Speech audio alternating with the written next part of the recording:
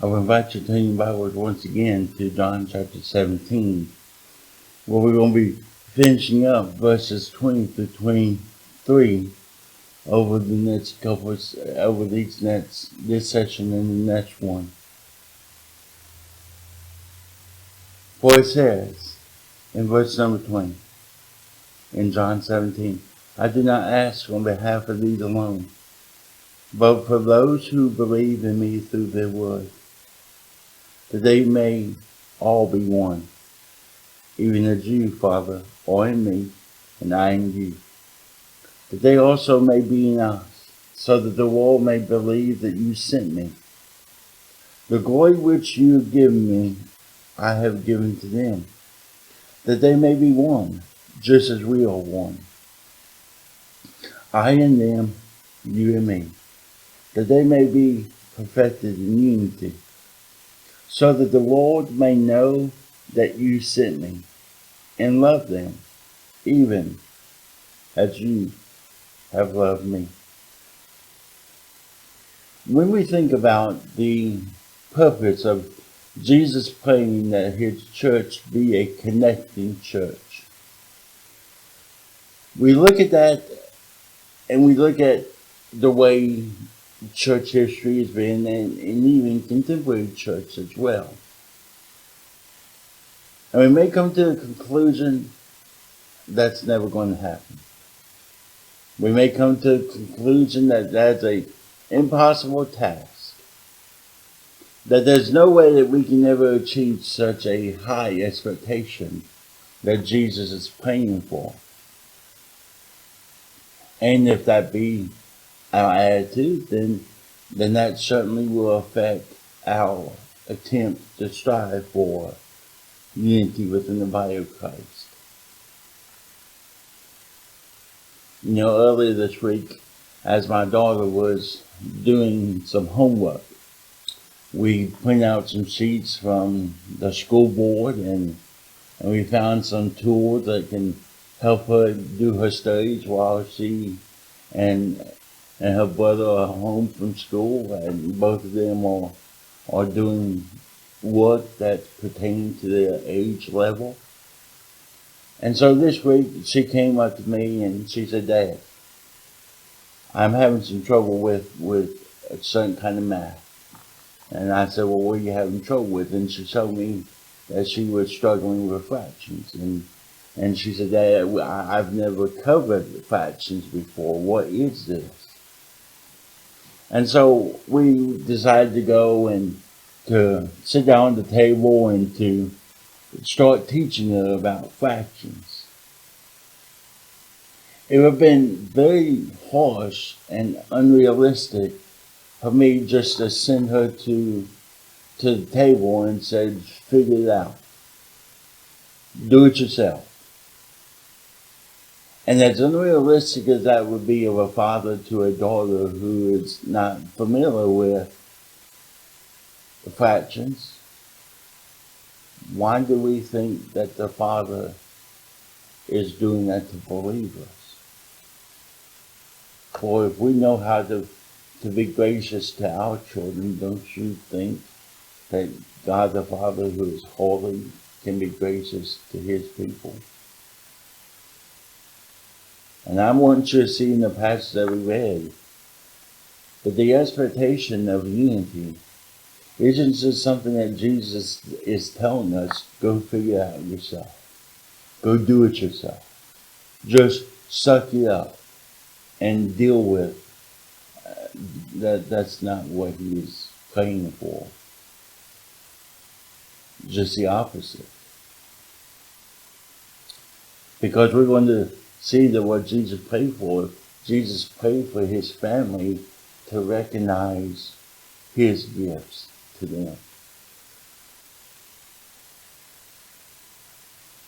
See, church unity isn't something that he is telling us you've got to do. And no, he is telling us that is something that he has given unto us. Let me show you two gifts that this passage helps us to understand how he has gifted us in order for us to be unified together. I want you to see that our unity is supplied. It's supplied by a gracious God. It's supplied by a God who is caring about his people, wanting them to work in unison with each other and unison, first of all, with him. We see that the first thing that he gives us is glory. Now the word glory is an encompassing word. There's just a lot of different ways to describe glory. But the word glory comes down to a couple of different things. First of which, it refers to the honor that comes from one's position. The honor that comes from one's status. We glorify God because of who he is, and who he is reveals to us the place in which he has amongst his creation. For he testifies that Jesus Christ is the head of the church. That's his position, that's his status. And because he has that position, because he has that status, he is to be honored. And so when we think about the honor that is described with glory, it's based upon one's position. Glory also demonstrates power. It reveals the awesome power of an individual. In many instances, glory talks about the power of God. And so when we think about glory, we need to remember that this is something in which God has. But that not only does God have, for in verse 22 it says, the glory which you, being the Father, had given me, being the Son, I have given to them, that they may be one. So our oneness is based upon the gift of glory that Jesus Christ has shared with us. That just as there's oneness in the Trinity, Jesus is praying for there to be oneness in the church. And as he's praying for oneness in the church, he's recognizing the inability that we have to substantiate such a position. Yet, he decided that I know they can't do it of themselves, so I will give them what is needed to supply them with the expectations that I'm going to do through them. And just as there's oneness in the Trinity, he is also praying that there's oneness in the church. First, oneness with the Father.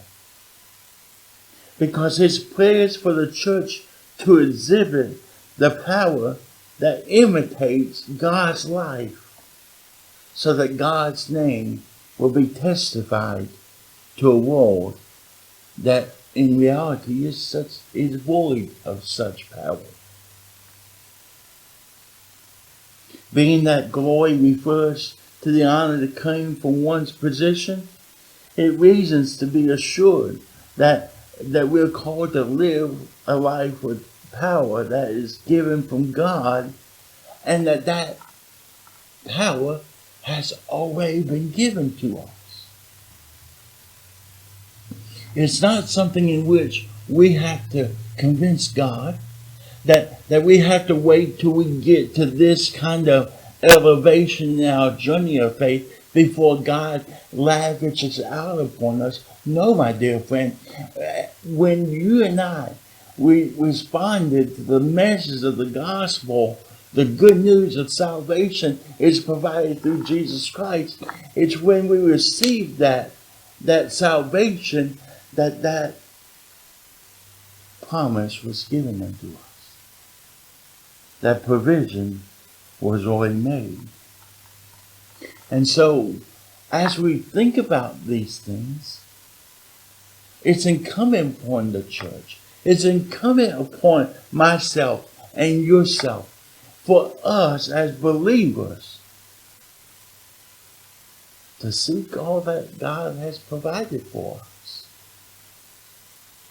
For there's a lot of things that God has given us through Jesus Christ that if we are unaware, or if we don't want to submit to His ways, then we're not going to enjoy the benefits of being in Christ.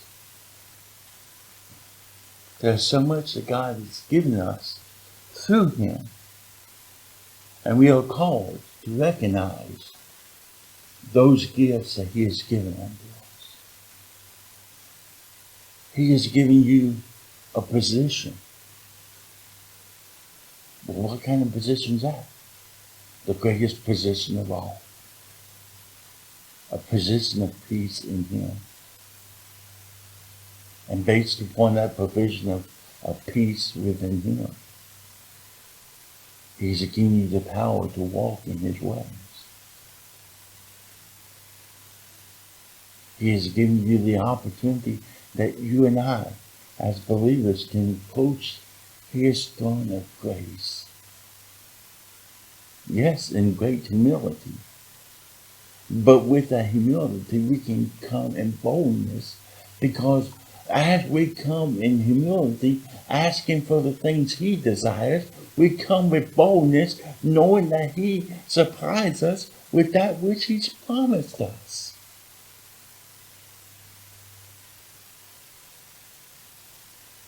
And so we come to the throne room of God with great boldness as our heart cries out, God, create in me a clean heart, a heart that desires you, a heart that wants to imitate your life,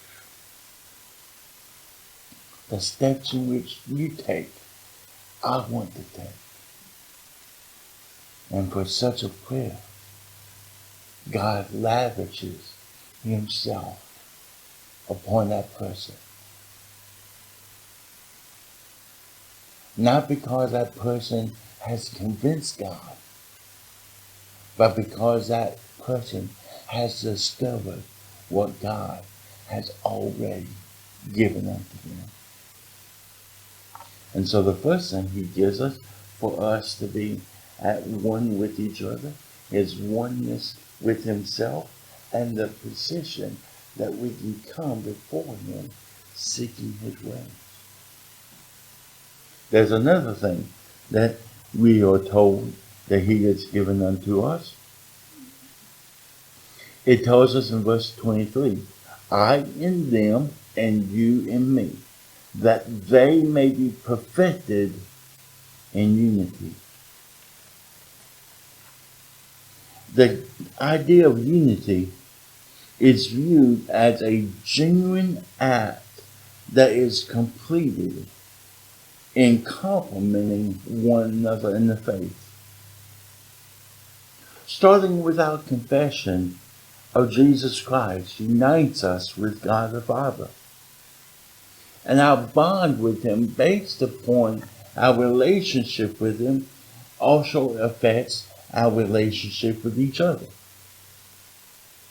For example, if you were to envision an equilateral triangle with the top point being God and the two bottom points being two separate believers, then as each believer is being drawn closer to God, guess what happens to these 2 points? As they're being drawn closer to God, by definition, they're being drawn closer to each other. That's the picture of the unity in the church. Now take the same triangle, and we can be at one with each other. We can be close to each other and not be close to God. But that's not something that He has promised. That is basing a unity upon what we can do. It's basing a unity upon what we desire. It's basing a unity that is distinct from the provisions of Jesus Christ. But a unity based upon the provisions of Christ is a unity by which you and I are being drawn more to be like Jesus. And as we are being drawn to be more like Jesus, He draws us closer to Himself. And He also draws us closer to each other. Thusly, our fellowship with each other is influenced. It's based upon, it's heavily influenced upon our relationship with God. I know at this time that we're doing sermons on the internet because of the social distancing, and we need to be complicit with that. We need to be wise in those matters. And yes, it's making it more difficult in some scenarios. In some scenarios, for us to experience fellowship like we have.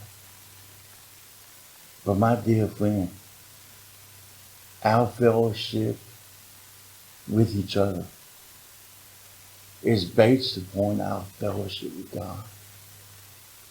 And that as you and I take these moments to draw closer to Him, then we are being drawn closer to each other.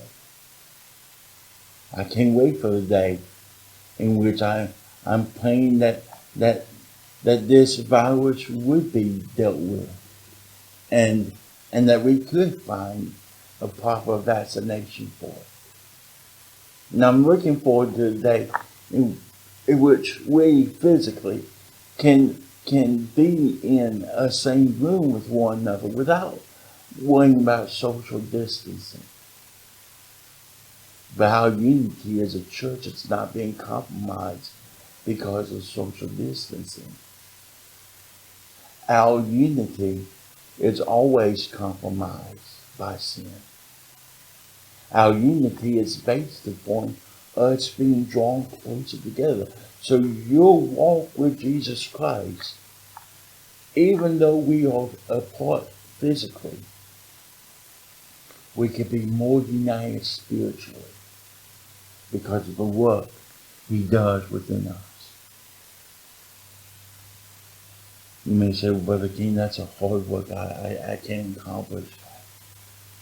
I know what you're saying about being supplied, but how do you know that's being supplied?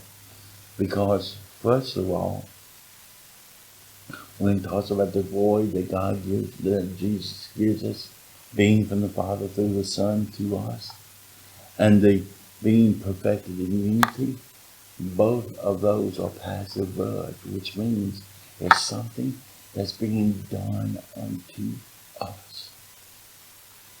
The perfected in unity isn't something in which it's based upon our strength and our gift. It's something that has been supplied. It is something that Jesus Christ has given unto us. Just as your walk with God and my walk with God is based upon the provisions of salvation, our walk with each other is based upon His provisions. Now we can waste those provisions. We can ignore those provisions.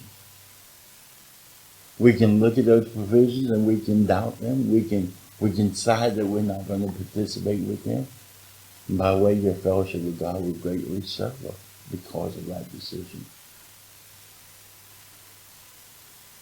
But church unity is something that God's given to the church as a gift from Himself through His Son. So let's take advantage of church unity. Let's take advantage of us seeking the Father and praying for each other. Praying that each one of us will be drawn closer to God. So that as we are being drawn closer to God, we're being drawn closer to each other. So that in the journey of faith, we are walking with other believers, pursuing the same goal. And we're joining a cloud of witnesses who have treasured this journey before us. So let's pursue Him with all our heart, with all our mind, with all our strength. And be united with Him by yielding ourselves to His glorious work in us. Father, we come to You very humbly this moment. And as we do, oh Father, we recognize the importance of our walk with You influences our walk with each other. Our fellowship with You impacts our fellowship with other believers. And so, Father, in the midst of this time, let us be more passionate about Your word. Let us be more passionate about the work in which You do through us. I pray, oh God, that You would draw Your people closer to Yourself. And that as You draw us closer to Yourself, imitating the life of Christ, Father, I thank You for the relationships that we're going to have with each other. That we're going to be more encouraging each other to walk on the journey of faith. That we're going to be looking for and praying for ways in which we can exhort one another to the ways of righteousness. And that, Father, by doing that You would do a greater work through us as well, to spread the gospel of Jesus Christ, so that others will hear and to see the work in which You have done and the work in which You are doing. And we pray all these things in Your Son's precious and holy name. Amen.